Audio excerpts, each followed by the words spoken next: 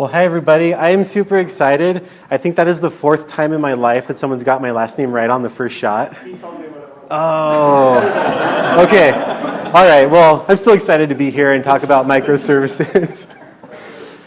What are you going to do, right? Okay, so who am I? I'm Ethan Garfolo. I live down in Provo, so I don't make it up here very often. Nice to see some other Provo folks.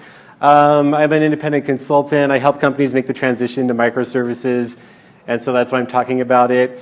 I don't know if you've ever heard about the screencast series, Learn All the Nodes, but I used to make that. And one time I ran into someone who knew what it was, and that was exciting too. So we're going to talk about services tonight. And so I just want to throw out the first question, like, what is the opposite of a services-oriented architecture? The monolith, yeah, exactly. And that's what a monolith looks like. So what's a monolith? Here's a bunch of technologies and I guess some metrics and techniques. Which of these is a rock-solid indicator that you're dealing with services versus a monolith? Like, which one of these could you look at and be like, oh, it's got that, it is a monolith, or it's got that, it's definitely services? Sufficient? Here's what I'm going to toss out. None of them are a surefire indicator that you're dealing with a monolith or services. They're all fine technologies to a greater or lesser extent. I'm sure we all have our opinions about them, but none of them will tell you definitely I'm dealing with services or I'm dealing with a monolith. So, what then is a monolith? And I would say that I'd give this definition of a monolith. It's something that's very entity focused. So what am I storing in my database? If that's a chief focus, you're probably dealing with a monolith. Also, you end up with really implicit coupling in the database layer between the different components of your app. So it's kind of hidden how the things interact. You end up, if you make a change in one place, you have no idea how that's going to affect things elsewhere. So those two qualities would make something a monolith. So what is an entity focus then? How many of you have worked with Rails before? Okay, just under half I'd say. That's how I cut my teeth in web development. And I was blown away by it. I guess I did some PHP before I did Rails. And it took a long time to get anything going. But in Rails, it was like, holy cow, Rails new, run some scaffolding, bam, you've got something up and running. And that was really cool. And it is really cool still. But today I Googled Rails tutorial to see how people are teaching Rails these days, because it's been a while since I've worked in it full time. And the first link, the first thing it said to do once you get it all installed is create a model in a database table. And so it's like, don't really know what my app's going to do yet, but I'm already thinking about what I'm going to stuff into a database. And that seems kind of backwards to me, to care about the database first. And I look confused just like she does. And bless the parents who submitted that picture to the internet so we could all use it. So then the implicit coupling in the database, an example of that would be the users table, meaning there is a single table where all of your users are represented. So anything then in your entire system that needs to have up-to-date information about a user is now coupled to wherever that table happens to live. It can't function without that table anymore. And in the Rails world, the user model is very likely to start accumulating a large number of methods, because if you have users in your application, there's a pretty good chance that a lot of the application cares about identifying users and authorizing things that they do. And so I actually got my daughter to help me illustrate how this works. She played this game, it's called the Bubble Game, and this will perfectly demonstrate exactly what happens with the user model in a rather large Rails app. So, whoops, that skipped to the next slide. So in this video, the plain white circle there is the user model, and the colored circles are everything else that your application might be doing. And as you touch other parts that are smaller, you get their radius and gobble them all up and wait for the big finish. That's what the user model does in a Rails app because of that implicit database coupling. So as your app gets bigger, you start having these problems, like it's harder to add new features, you have less confidence that you can make changes without breaking things. And then you come across the blogosphere, which is telling you extract microservices from it. Okay. So here's a monolith. I've only called out two subsections there, users and products. And of course, there's a database in the middle of all of that. They're all tangled together. In this slide, then, the lines represent function calls because when you're in an application to talk to another part of it, you make a function call. And they say extract a microservice. You're like, okay, users, that gets a lot of attention. So I'm going to pull that out. So now it's in a different green box, so that shows it's on a different machine. And now it has its own database because it's located elsewhere. And that's cool. And maybe, products, that's a big deal. I need to pull that out as well. So now I have 3 different servers running with microservices. And so if we split them to different machines, what are these lines now? What would they represent now that we're on a different machine? API calls, exactly. Who said that? Yeah, thank you. Right, so before I had a tangled mess where I could make function calls between the different components, but now I still have the exact same tangled mess. Those lines are still there. The components are all still coupled to one another in the same way they were before, but now I've got to make an API call to talk to those. So what used to be a function call is now I have to make an HTTP call, do all the error handling associated with that. I've got to stand up a web server in both of those other services. And so now I have bigger ops requirements. Maybe I put the database on its own server, so now I've got 4 more servers. And if you walk down this path, if you've been there, this is very painful. The first rule of distributed computing is don't do distributed computing because it's hard. There's a lot of concerns you have to worry about. And so if you've gone down this path in your application, you've probably encountered a lot of pain, and you might have concluded services are a waste of time. They're worse than a waste of time because Zoidberg there hasn't just accomplished nothing, he's actually made it worse because now it's even more complicated. And some of the big promises you're given with microservices is that, I can spin up a new team member a lot faster, right? Because there's this focused thing that they can just work on, and they don't have to think about anything else. But with all this implicit coupling, products, you might care about who is editing the products in your system. So it's still coupled to the users. Can I actually run the products without also running the users? No, you've got to set the whole thing up to work on anything. So it hasn't really delivered on that promise. And you have all the extra overhead problems of running all this other stuff. So that's a monolith. Let's talk about what defines a service then. And I'm going to say one word does that. Autonomy. And I even spelled it right, that's good. Autonomy is what makes something a service. And what do I mean by autonomy? Well, no one asks them for anything. When you ask databases for things, we have software components that you can ask questions of. We call those databases. Databases are a fine thing. They're just not services. And if you have a software component that responds to questions, it's architecturally speaking, it's just a database. And next thing, services don't ask for anything else. Because if they ask for it, they'd be dependent on that other thing. But a service is not dependent on anything else. And in fact, they're somewhat oblivious to the existence of all the other things in the system. And that kind of isolation gets us some really good properties. But if they're oblivious to everything else and they don't ask for anything else, you might be wondering, well, what do they actually do? And that just reminded me of this great XKCD. I really like Haskell, but. So you get them to work through asynchronous events. That's how they talk to each other. And we can look at how that's laid out. This is a project I recently came off of. I was working for a rather large company. I'm not sure if I'm allowed to name them, so I'll just describe what we did in generic terms instead of naming them. But they had, are you guys familiar with HPC, high performance computing? Okay, if you're not, it's just like you have banks of computers and somewhat analogous to AWS, but it's specifically for programs that need to run on a whole lot of nodes, maybe doing simulations. They produce large amounts of data, useful in research. And so this company had some HPC assets that were used by the scientists working there. They needed to manage access to them, and they had an existing application that did that, but it didn't age well, and they needed to update it to handle new needs, essentially. And so we were brought in to fix that. And this is the architecture we sort of ended up with. There's a lot on this slide. So we had to be able to support mobile devices and browsers.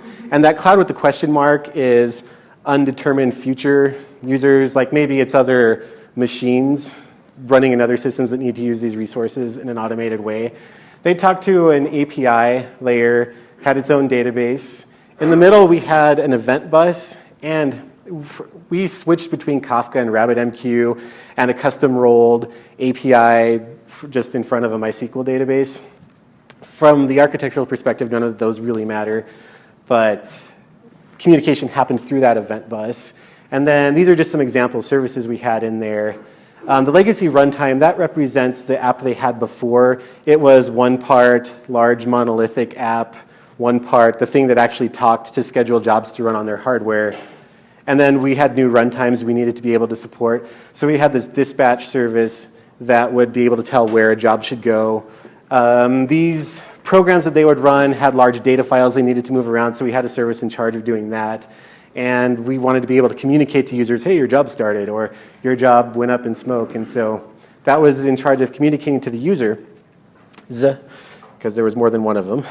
And the communication flow basically happened like this. Say a request would come in from the browser there to hit the API. The API would do some measure of validation on that, making sure the user's logged in and has the permissions to do what they're doing. That then would trigger an event, sending that to the event bus. And the event bus here works in a pub-sub manner, so publish, subscribe, everyone sees every event. So those would get sent out to the other services, who would then be free to act on them or not, depending on if they were supposed to. So at this point, when a thing has just been submitted, send email doesn't really need to email you to tell you you just clicked a button, because you probably remember doing that because it was 2 seconds ago. The dispatch service would just make a note of that. Hey, this job was requested. It wasn't ready to ship the job to the hardware yet because the data it needed wasn't in place. But the move files service, it says, oh, hey, I need to do something in response to that. So I'm going to start moving the files. And so then it would publish an event as indicated by that red line back to the event bus saying, hey, I started moving the files. So that goes out to everyone who may or may not care about it. In this case, the API cared about it because when you have people waiting for their jobs to run, are you folks generally patient when you've submitted some batch process to run and it hasn't started yet? What was that? All the time? I'm not quite that patient, and apparently neither were their scientists, and so they'd get their page refresh bots to keep trying to denial of service attack the runtime. Yeah, it's like, seriously, folks, you know this is going to take a long time, but that's what they do. So when they would keep asking for their job status, that would be coming directly from here. And that was a critical part of it. You never queried the event bus. You never queried any of these. Just this flow of events was constantly happening over it. And the various parts, they just took note of the things they cared about. And for the API, it mattered to be able to respond back to the users with accurate status, or at least the most recent accurate status. Definite eventual consistency here. So then at some point, move files finished moving the files, and they would publish that event, which would go out, and the API would say, hey, I noticed that. At the same time, dispatch notices, oh, I can actually submit this job to go run on the hardware now. And so having done that, it can then publish, I scheduled the job to run, which goes to everybody. And I mean, that's just kind of the flow here. This pattern is called the choreography pattern, and that's in contrast to orchestration, because you notice there's no central thing saying, okay, here's this event, wait for something to happen, I can move on to the next phase of the sequence. It's all just kind of happening in a decentralized way. And that makes some people uncomfortable that there's no like, oh, where can I go to actually see what's going on? You just kind of toss it out there and hope it all works. And it does, because computers are deterministic. But we got some really big wins out of doing this. The first one was testing. So here's our map of the system again. From send emails perspective, what is the difference between being embedded in the entire actual system or just being embedded in a test harness? It's no different to it at all. It can't tell because it's not even aware those other things are there. It just knows I plug into some source of events and I publish new ones to there. So when I'm in test, could a test harness fake being an event bus? Absolutely. Does that mean I can work on send email in isolation now? That's right. And so send email does care about users, and events would be published from the API regarding users, like, I don't want to see emails when my jobs run successfully. I don't know why you do that if you're waiting a week, but scientists. So if a user preference regarding email changes, send email needs to make a note of that in its local view of the users. But other than that, like, it's not dependent on anything else. Oh, sorry, that was the wrong direction. Dispatch could go down completely, and send email would still be able to do its job. It's not dependent on dispatch at all for anything. Next big win we got was when other teams in this big effort aren't moving fast enough. The folks who were working on the legacy runtime and adapting it, it took a while sometimes, and the temptation was to rage about that. But a better solution is to just make a simulator. So we wrote a little simple thing that when it saw hey, I need to run a job kind of a thing, just started a randomly timed loop. I think we did it between 5 and 10 seconds for each stage of a job's lifecycle. And then it would just kick off events saying, oh, hey, the thing's actually running now. Oh, it finished. And so the whole rest of the system, could it tell that no actual jobs were being run? Nope, and it didn't need to. So we were able to keep moving on everything else, and we could see all the updates hitting the UI, which was really nice. New features. Here's our map again. What if suddenly someone says, hey, I want to send text messages to people for the various lifecycle events in the job running? Yoink. Just, I guess yoink is for pulling things, but plunk? Or, so you just, hey, this is important stuff. These are the technical terms. But when we drop in this send SMS service here, and it doesn't necessarily have to be a separate service. You could group them together in communications or whatever. What had to change in anything else to be able to now support sending text messages to the scientists? Not a thing. They aren't even aware that's happening. Leveraging the existing system, that legacy runtime, there was a lot of work that went into making that happen, and they were able to keep most of that effort there. And it wasn't just like, let's pitch everything and start over, but the system that had been developed over nearly a decade, the portions of that that actually dealt with scheduling jobs to run on the hardware, they got to reuse that. And that's a big deal when you've spent 10 years building something. So this was really cool. It was pretty exciting to see it all working, but we could have done better. And so as all these events are flowing through and all this stuff is happening, jobs are running, people are getting their results, what have we actually done with the events themselves? We just got rid of them. They were just gone, which maybe wasn't the best thing to do. And so we're going to switch to a different set of slides now. Whoops. Oh, man, that totally gave away a punchline. Concept of event sourcing is what we're going to talk about next. So here's a traditional web application. Happy users. There's some web server with some business logic. It has a database with a table. And the example we're going to get into when we actually start looking at code is this really dumb app I built to demonstrate this, where you have a screen where you can click a button and it creates a new button, and then you can click that and see how many times it's been clicked. I stayed home once from high school to do homework, and what I did was actually make a JavaScript button that would count how many times you clicked it. I was really proud of it. I loaded it up, but it's on tripod. Who here remembers tripod web hosting? Yeah. To make that profitable, it's filled with so many ads nowadays. But hey, you know, glory days and all that. Anyway, so that's what this app is going to do. So the user might post in a request, and these are going to be Node.js examples because this is a JavaScript meetup.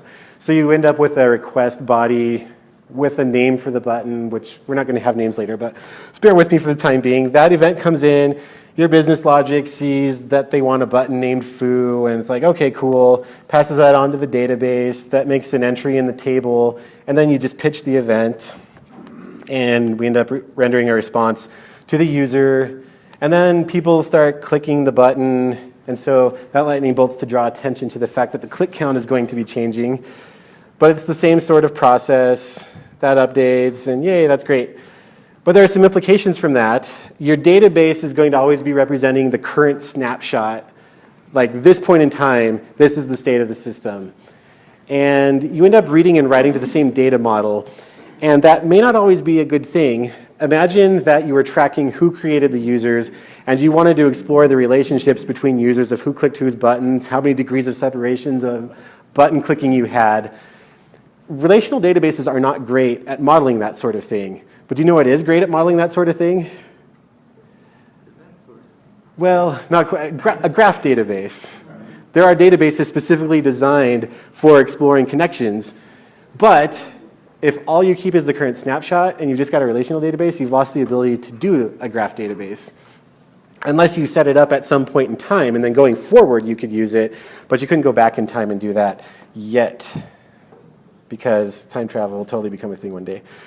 You've lost the history, and so at any point in time, you're only storing what you're aware of at that time that you need to store. It's hard to adapt to new things. So what then is event sourcing? Here's that same server. Notice we've removed the relational database here. This is in its purest form. That event comes in, and the business logic stores the event, or publishes the event, emits it to some channel. There are implementation details to worry about, of course, but conceptually, it just writes the event, that's it. And then those clicks come in, and then now we have 4 events. And those 4 events, it's not like we wrote the stuff to the relational database and then said, oh, you know, we should probably make a log of that too. It's like, no, that stream of events is the state in the system. That's the authoritative state of what's going on. And it's kind of a weird thing. And so does it feel weird? To be told you're not going to use a database, but you keep this stream of events? And that's kind of foreign. The funny thing is that the Exchange server, the Exchange mail server has been doing that as its way of being fast for like 20 years. Yeah, relational databases under the hood work this way. Yeah. They store the transactional logs. That's what everyone did. Then when the relational databases hit, people stopped doing it for some reason. And now it's coming back into favor, which is a good thing. And I think cheap storage and faster processors have helped get it back into the mainstream at internet scale. I'm not going to say web scale intentionally. But yeah, so it's nothing new. The idea has been around since the 60s. So what do the events, what should they actually look like? This is just one pass at what you might put in there. People have accused me of being pedantic before, but I'm going to say this point's actually important, that the event types be in the past tense, because it reinforces the idea an event is something that has happened in the system. It's not like, please do this, and then you can decide to do the thing or not do the thing. It's like, it has happened. If I drop a chair and there's a chair dropped event in reality, you can't say, oh, you know, I'm rejecting that. It just is. It's happened. So using the past tense name helps reinforce that. The aggregate ID and aggregate type, that aggregate thing is some vocab I'm borrowing from something called domain-driven design, which I don't really get into here, but aggregate ID roughly corresponds to, say, the primary key in a database for these buttons. It's the unique identifier for that thing in the entire system. And aggregate type is its type. It's useful to be able to ask the event stream for events related to a particular thing in the system, as well as types, as we'll see. The correlation ID is a little bit trickier, but it essentially is every time the user initiates some action, we give a correlation ID to that action. So that publishes an event with that ID. Then other services listening may need to publish other events in response to that. So when they do so, they put the same correlation ID on there. So the idea is that for any given event, you can trace it all the way back to whatever user action triggered the whole sequence. And that's useful for debugging. The payload can be whatever you want, and what we're going to look at, we don't actually use the payload because we just create buttons and click on them. And if we were tracking who created the button, probably would put that in the payload of who did it. Timestamp, good for ordering, and you could run all sorts of reports on things when they have timestamps that you can't predict at the time you write it. One thing I left off is a version ID. So if you were editing things, you might want to have a version ID in there for optimistic locking kind of stuff. And so I just didn't put it on the slide. But that's kind of a rough pass at what an event should look like. And so you may wonder, how do we make a useful interface? We could just do a web page and dump the whole event log in there. I mean, technically, you have just showed the user the state of the system. If they're auditors, they'd probably actually kind of like that view, but most people are not. We'd want to show something more like this. Super useful application. So if we're storing the events, they're going to look something like this. We have an array of these objects here. But what we really would want to send back to the browser is that over there on the right. Do we have some construct in JavaScript that lets us turn a list of things into a single thing? Reduce. Yeah. Oh, whoops, I forgot to put the question in. So there's a guy named Greg Young. He talks a lot about event sourcing in DDD, and he said current state is a left fold of previous behaviors, and left fold is what Reduce is called in functional programming circles. And so you take the stream and you reduce it, and what you're left with is the current state of things, which used to be the only thing you were storing in the database. So let's actually look at some code and reduce some things. But before we do that, here's the basic layout of the application. A browser, the API, and a send email service connected to an Airstream. Just kidding, an event stream. Yeah, that's a great joke, isn't it?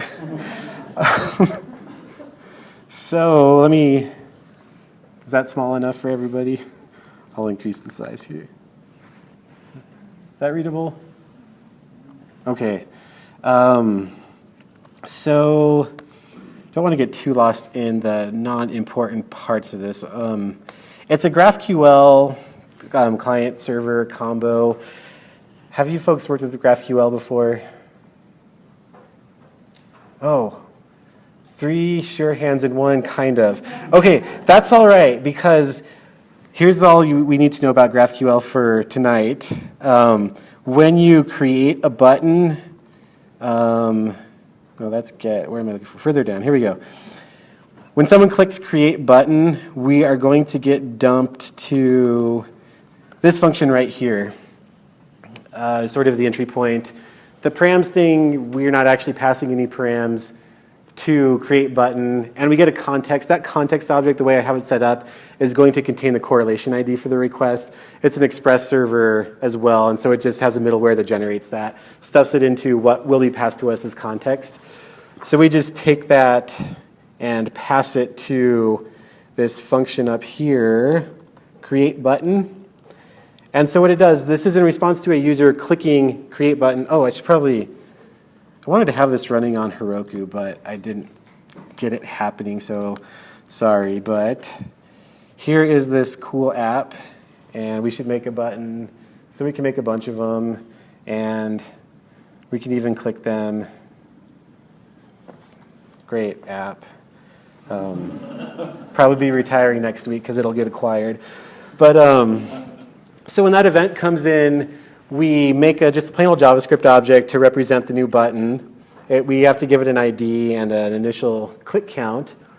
And then this emit function, I'm actually just storing the events right now in a SQLite database that's running here. Well, they don't run, they're embedded, whatever. It's going to a SQLite database. And it's just behind this emit function because how the events are stored really doesn't matter. That emit function could go to a database called Event Store, which is designed for event sourcing. It could be like a Postgres. It could write to a flat file. That would work fine for an event stream as well because it's append only. So we basically just emit the event. The event types are all stringly typed here, which is another drawback. You wouldn't want to do that in a big system But the type is button created because that's what has happened. The aggregate ID will just be the button ID. And the aggregate type will be button because this is operating on a type button. We just emit that and we're done. That's all creating a button needs to do. The way that I have the GraphQL set up, it will then return the button back to the client so the client can display it immediately. But as far as event sourcing is concerned, that function right there that ends up writing the event to our database is all we needed to do. Similarly, when someone clicks on the button, that's going to drop us into this function right here. And this time we're going to have an ID of which button was clicked. And then that will take us up to the click button function right here. And so all we do there is emit an event of button clicked. We have the button ID that was passed to us, and that's obviously going to correspond to the ones we have already created. And that is modifying a type button, so we put that there again. And then, that's it. We just write those events, and we're getting the state correctly. But the important question is, like, how do I get this to be in a useful state for my users?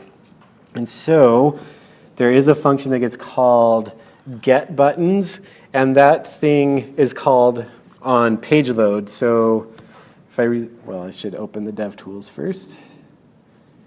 Let's see here, network, do this again. In the GraphQL response here, you can see it comes back with this array of objects.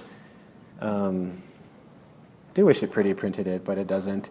Anyway, it's an array of buttons here, and that gets populated by this getButtons call. And so what it does is it asks the event stream, its communication channel, for every event that is of type button. And then it calls this rollup function, and that's where the magic happens.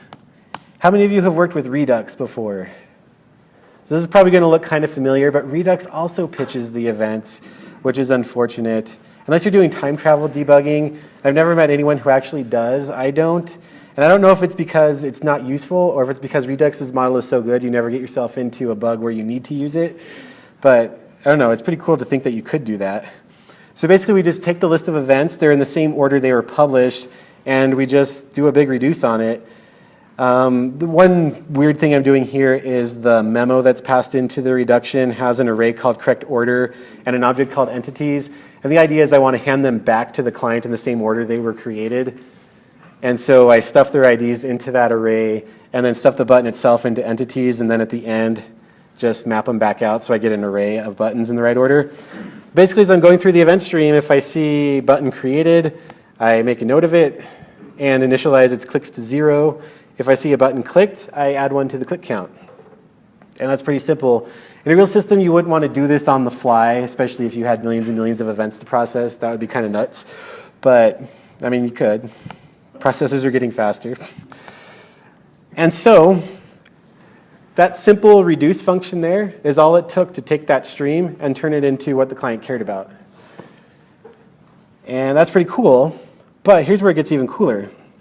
If you remember from the slide, whoops, we have this other send email service. Oh, and here's one thing I forgot to mention. Because this is in the same green box, that means that these two services are running in the same process, in the same operating system process.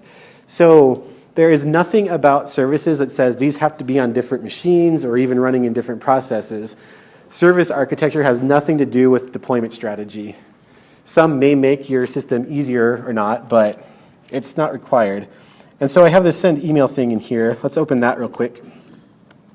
You might have noticed this checking for send down here in the lower right. That's the email service that's been doing that this whole time.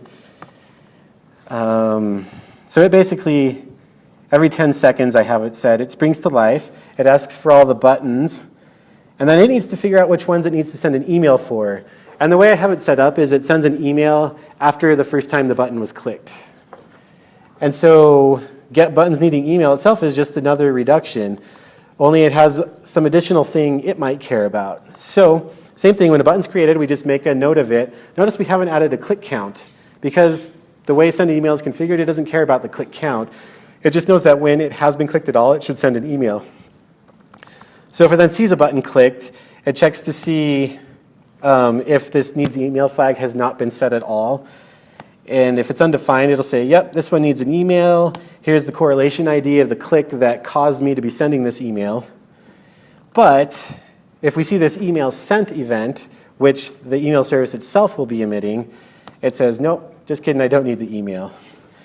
Because it's just rolling up the state right now. It's not actually sending the ones that need sending. And so then at the very end, we just pull out the buttons that need an email. And here's the function that actually sends it. So that's not particularly interesting. I mean, unless you really want to dive into that. But so then we get the list of buttons that actually needed emailing. And if we have more than 0 of them, it starts a promise chain. So it sends them one after the other instead of all at once. And we can actually see this real quick here. I'm going to let that go again. Okay, I've got 10 seconds to do this. I will click that. And then within 10 seconds, boom, look at that. It sent an email for, I'm not going to read that, but that button right there. Oh, come on, read it. That's what it is. Okay, so again, this is really cool because when I added this email functionality, did the part that talks to the client know about it? Not at all. Completely independent. I couldn't imagine a scenario in which this part would break down and this part would still be running. But let's say they actually were deployed to different machines. The email service could go down, could still be responding to the UI. All that would mean is that emails wouldn't get sent out for a while. In a real deployment, the services remember the last event that they've seen. And so when they spring back to life, they just pick back up from where they left off. And so the email might go down for a while, fine, but we fix it, and an hour later it's back up and running. It just resumes from where it left off and goes right back to sending them. And this part over here is none the wiser. Another cool thing, we touched on it briefly before, but now that I have the entire event history, when the business people come along and they say, hey, what's the average time between button clicks? Well, we can just replay the event stream. We know when they happened. We know how much time there was between them. Any report they come up with, we've got all the data to do it. And that's fantastic. So let's close out event sourcing real quick and wrap up.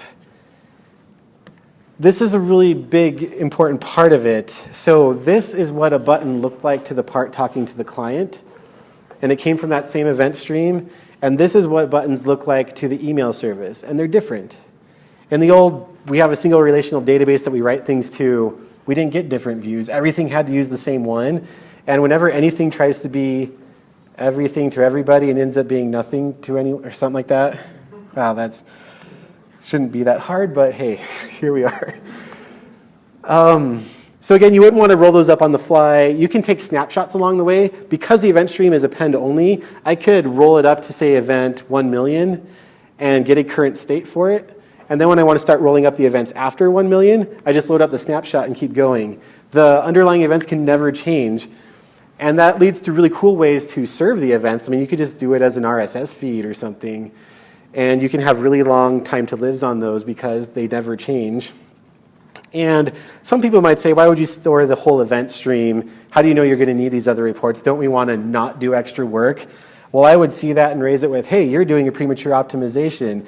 When you took the events, wrote to a relational database table, and just threw that away, did you sit down with your business team and say, hey, we're thinking we'll never, ever need this data. What do you think? And so, I mean, did they give you authorization to pitch really important data? How many of you have worked at a startup before? How often did reporting requirements change from day to day or hour to hour? Oops, sorry, I threw away all the data. We need to get that new report that makes or breaks our company. And so I don't think at all it's a case of you ain't going to need it, but rather to pitch it as premature optimization. My slides are in a really bad situation because I have two different things. I will collect all the additional resources into one place. So let's just ignore that for right now and then come back to this one and just get to the conclusions. So we spent all that time talking about monoliths at the beginning because if you're embarking down the road of microservices, it's probably to run away from something, and that something is the monolith. And so it's important to understand what makes it a monolith. Going way back up to This is fun. Anyone have any hold music? Okay, this thing here is still a monolith. It's just now a distributed monolith. That didn't actually make it not a monolith. It's the coupling that makes it that, not the fact that it's all in the same program. Come all the way back down. And so implicit coupling across machine boundaries is still a monolith. What makes something a service is that it's autonomous. It functions independently. It doesn't ask questions. They don't take them, ask them, or know about anyone else. Fun observation is life itself is an append-only series of events with an immutable log. And just kind of a non sequitur here. You don't have to use a message broker to do an event-based system or event sourcing. So Kafka, RabbitMQ, those are fine pieces of technology. I'm not trying to say they're bad, but they're not required. You can do events without using them. And so that email service that we saw in the example, it just pulled the database. Polling gets kind of a bad rap, but you don't really have to worry about back pressure when you're polling. Where like if someone's feeding you events and you're not keeping up, that's a problem. But when you just pull when you're ready for more, you might still not keep up, but nothing's going to crash because of it. You can just throw more workers at it or something. So, and I would also say Kafka and Rabbit, they're somewhat suboptimal for an event source system because remember how we were querying by event type or asking the event stream for it? In Kafka, you can't do that. You can't say, oh, I want you to go through your whole history and give me the ones that had to do with buttons. But it's a good starting place, and we used it in the non-event source system. I will give those in the better slides, but I mean, that's the gist of it. So if you want to talk more about it, find me. I mean, helping companies do this is what I do for a living too. And one second, but if you are interested in this kind of stuff, these two guys here are really smart, and I knew them in Austin when I lived in Texas, and they do a workshop on this, but it's like a serious one and kind of thing that you'd want your company to send you to. So if you, at your current place of employment, are looking at doing services, and you could tell me that, that would be great. Because if we get enough people who say they would go to this thing, they'll come out and do one. And so I would really love to get that workshop out here because I would like to attend it myself. But yeah, that's microservices and events. Obviously, like, there's a whole lot more to discuss about it, but we only had a limited amount of time here. But hopefully it'll be some good hooks to hang your hats on when you go searching for it. You had a question. Did you also have? Okay, you had raised your hand first. So one of the things that technically you are still coupled to knowing where your events are kept, and you're still coupled to the structure of essentially the schema of the event itself. Yeah, thank you for raising the question. So I play the mental gymnastics in my head with the first point. So the question he asked was, you're still coupled to the source of events and to the structure of the events. So in my head, I think of the event stream, that's just my communication channel. And yes, you have to have some knowledge of that. But as to the structure of the events, it's a really good point. You are coupled to them, but in contrast to the monolith, you're now explicitly done. Like, this is a contract. Hey, everybody, here's our contract, rather than mysterious tentacles weaving through everything. Well, I just have to know the schema of the database. Exactly, yeah. It's really good. Yeah. Yeah. Yeah. Hey, I was just going to ask you if you were going to post your presentation in the meetup. I will, yeah. I need to merge the two sets of slides. But Okay. Once I've done that, I will definitely do that. I'm also recording it for giggles, and so I will make a video of it and post a link to that as well. Cool, thanks. You bet. And hopefully the recording actually kept going. I don't know. Yeah. In your architecture diagram, is that the event bus? Would that be a single point of failure? It would, in the sense that if it goes down, they can't talk to each other anymore. That is true. But then in their isolation, whatever they were in the process of doing, they'd still be able to do it. But that would be akin to like someone yanking the network cable in your data center. And so I would say you're no worse off than you would be in the other case. But yeah, activity will stop until connectivity is restored if that goes down. You could set up a second event bus that syncs with the other one. You probably could. I mean, because every one of those lines is going to be if one of those lines goes down, you're going to lose something. Yeah. But, if you can have failover, This is technically how Redis works under the covers. Is it? Yeah, Redis, you have a series of events, and it has a process in the background that eventually rolls them up into the current state. Okay. But it's basically a distributed system where you have Redis servers over as many things as you want to. When an event comes in, and it distributes it across the system, so it knows about it. Okay. And you can do a master-slave setup where the master set cluster will again publish the event to the slave, and the slave will update accordingly. So it's using the same event sourcing thing to build up its current state, and literally keeps the transaction log and the other for you. Okay. Yeah, those are really good points. The gist of it, they're talking about availability of the event bus and keeping it available. When you move to microservices, you've just got to get comfortable with eventual consistency. And web apps already are eventually consistent. I won't bring it back up, but in the one where we had the traditional way of storing it, when you send a request to get the current state, while your request is processing, if someone else comes in and modifies it, there's no magic trick that will then go intercept the response before it gets back, come back, get the new state, and send it back. So web apps, just as soon as information leaves one computer to go to another, that's now stale and could change. So it's probably slightly more pronounced in the event sourcing thing, but so just get used to eventual consistency if you're going to go microservices. Any other questions? Okay, cool. Thanks.